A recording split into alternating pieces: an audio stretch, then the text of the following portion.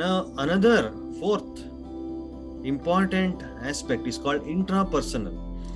One intelligence is to deal with others, another intelligence is to reflect on our own thought process. What is going on in my mind? What is going on with me? Am I all right? So self-checking mechanism, that is called as intrapersonal intelligence, is a capacity to understand one's own current situation, one's own thoughts, one's own feelings. What feelings do I have towards deities, towards others, towards myself, towards my family members, towards my friends, and using that knowledge in planning and directing one's own life. Where should I correct myself? So this involves not only appreciation of self, also that the body what I have got, appreciating that Krishna has given me such a body, and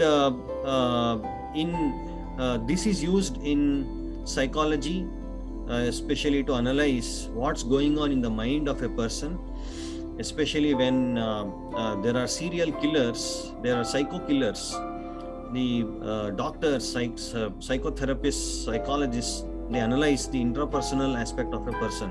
What's going on in his mind? Is he a split personality, behaves differently at different times? So this is an issue today, and the mental wellness is a big concern.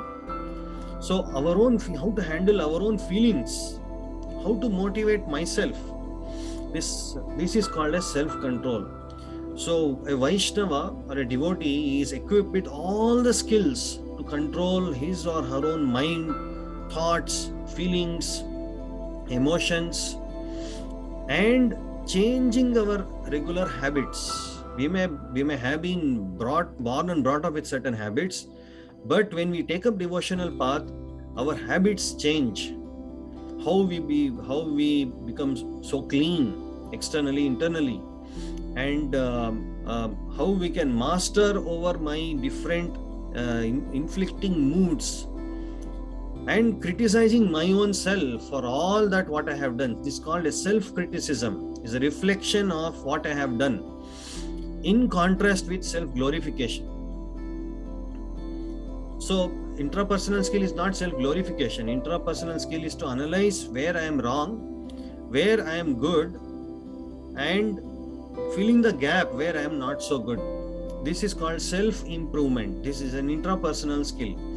And as Srila Bhakti Siddhanta Saraswati Thakur says, find faults in yourself than to find faults in others.